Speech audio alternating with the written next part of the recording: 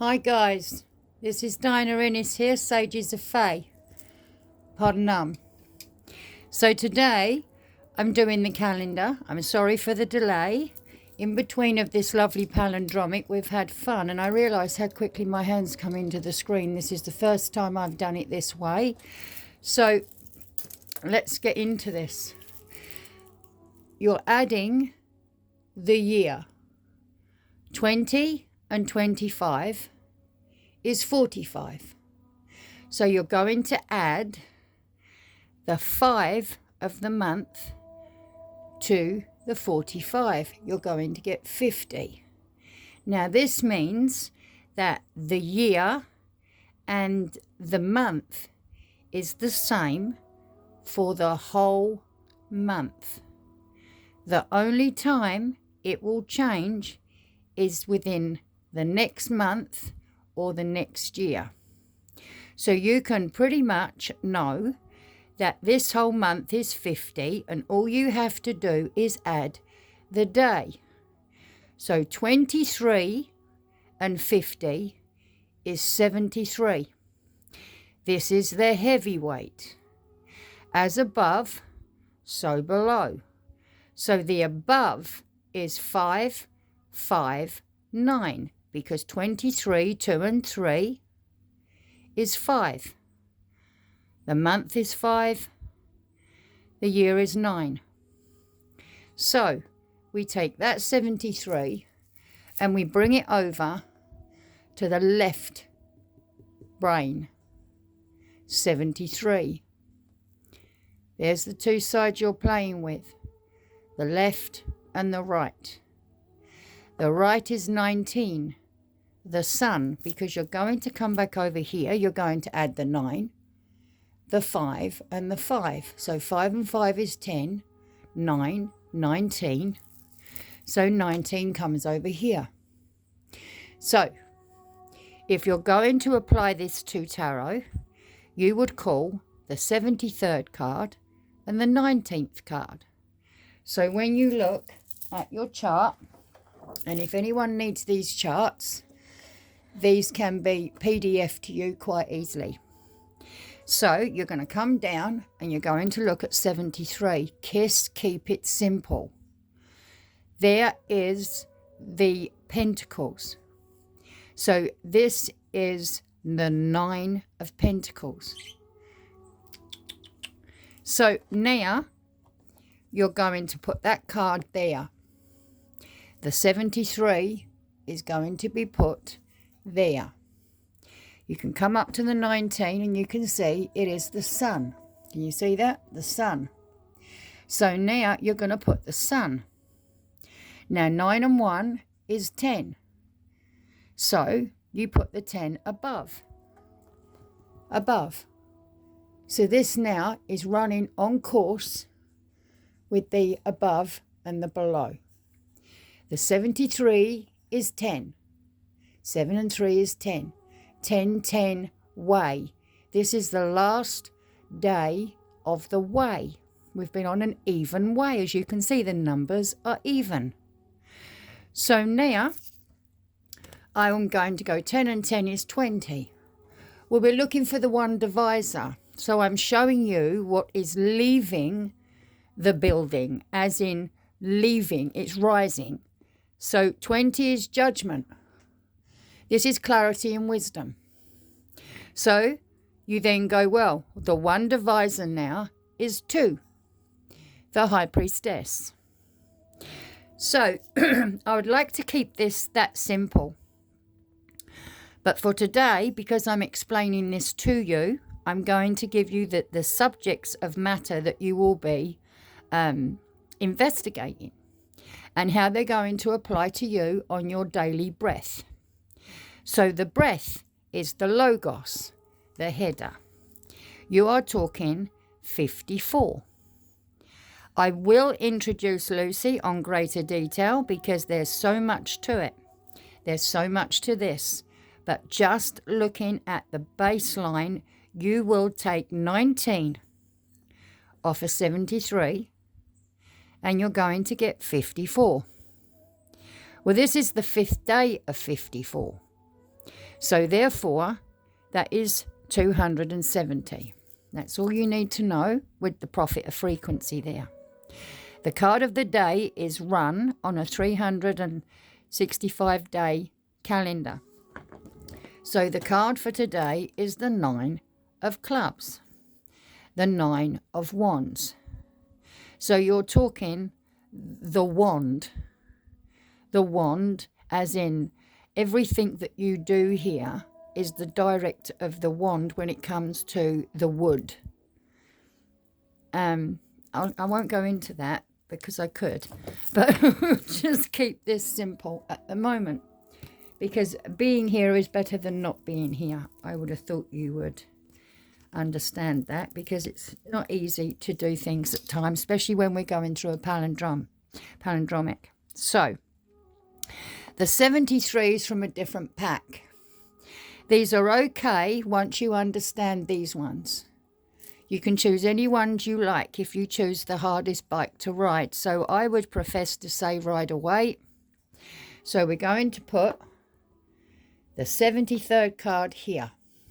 Okay. Then we're going to grab the, let me get the others. And like I said, the year and the month is not altering. So all you're doing, Pythagoras, is adding one number to 50 every day. And every day that will go up by one digit. And as you go through the month, you'll see the cycles moving. And I'm going to leave that fun part for you to see with me, if I can keep up with these videos. But this should make it easier, okay? So now, the 9 is up here. Okay, it's the Hermit. For everybody, the wishing card is here. The 9 of Cups. So we put that there. Now, I know some of you don't want to do the tarot, but I can assure you, if you do, you're going to find the hidden gems within all these illusories that are used for our adaptation, if we can keep cool-headed. So I want that King, and I can't find him. So we'll leave him for a moment. I'll get him in the fluorescence of time. So now we're going to bring in the 5, the Hierophant. Well, if you look at this whole form here, you've got a 5 there, a 5 there, and a 5 there. So we're hitting poles here today. So I'm going to put the 5 there because I can. And I would like to show you the 54th card. So you have the wishing card, and the opposite of this would be 54, 45, 54. So you can see they're both playing here. So we're going to put that one there. So you can see still 5 and 4. Isn't that fun? So now we're going to come in with the rest of the cards. So because it is 73, this is the original pack that many of you have bought, and I'm really chuffed about this, because you're wanting to see how it does things for you, and it does. So here is the 73, and you'll find out in your own time. This is about the fruits of your labour. So if you was to read the post that I did this morning, that wasn't a rendition, it was physically just the numbers, you will see it was about the fruits of your labour. This is self-sufficiency and financial discipline, how you optimise your situation for completion. This is all about strength in Virgo. If you really want to know the opposite of this, read it upside down. Do not make it personal. Just look at the narrative of what it could be. And this allows you to take great insight on the next card that's coming in. And this is all about vitality, warmth, celebration, rebirth, all is well. This is where you're reducing the 19, which reduces to 1. And we're on a 10-10 day, because it's the last day of the way. So you are here now in these new beginnings. So there's 19 and 73. They are 10-10. So now we're going to pull up the Wheel of Fortune. There's your 10. There's you going through the new cycle now. This is the level of the spirals in your life with the ups and downs of unpredictability. This is where you've gone through that palindromic, and the 7117 has been real strong. We've seen lots of situations where karmic life cycles and destinies have gone to their max that they can actually achieve in their turning point for change. And it was inevitable that this was going to happen. So we can put that there, 1010. That's then going to give you the Judgment card, 20. The judgment rebirth of this inner calling of this new phase. This is the absolution of the reckoning, your awakening.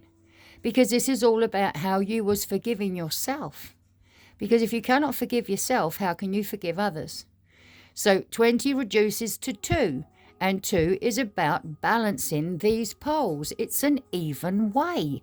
So there she goes. Right up there. Well, the High Priestess is, because I'm reading her in now. So this was all about how, because this is the strongest essence here on these 2 poles. So the intuition here is sacred knowledge, the subconsciousness, the divine feminine, to trust yourself. This is about the purification. This is where you no longer see the ashes because you've removed yourself from the form, because you're no longer this. So this is the beginning of the projects and the creative endeavors that you're now moving through. And it is the moon, it's water. And the wave is attribution. So this is how you manifest here. So with that 2 up there, even in the waters, you can now see that the Hierophant is in good position because everything is a 5th. So here is your 54 with the 4 of Swords. You're now contemplating your navel and you're mediating now the recuperative needs of how you move, how you're moving and driving forwards. So on that note, I'll quickly grab that card that we're looking for. Let me get the King. I don't edit my videos either, guys. I would like to think I could do that. I'm trying to get my head around apps because I'm not techno savvy, but I'm getting there. So here is the 50th card. And this is the emotional balance that was required for the whole month. It was about taking diplomatic control, how to be the supportive leader that was required for the tolerance that was needed to go through this Aquarius and Pisces. Well, look, the moon's right here now. It's all playing these motions through these waters. So here we have now, and if you look at the reversed, look at this. The authority of the King is to control his emotions. This was either bad, cold advice, emotional manipulation, self-compassion with these inner feelings. You needed to control the driver in the seat. And this is what this was all about, this card, for the whole month, controlling the emotions. It's authority over your emotions. So now we can look at the 9 of Wands. That should be 31, Galilean. Yes. Hang on. And don't forget the 314 here. It's perfect. So let me get that wand. Yeah. Because I'm always going to go straight into the phalanx as soon as I start talking about wands because of the formulation of things. Here we go. Here it is. 31. See this one here? This month was where you needed the highest essence of adaptation around this Hermit when it come to the wishing card and controlling your emotions.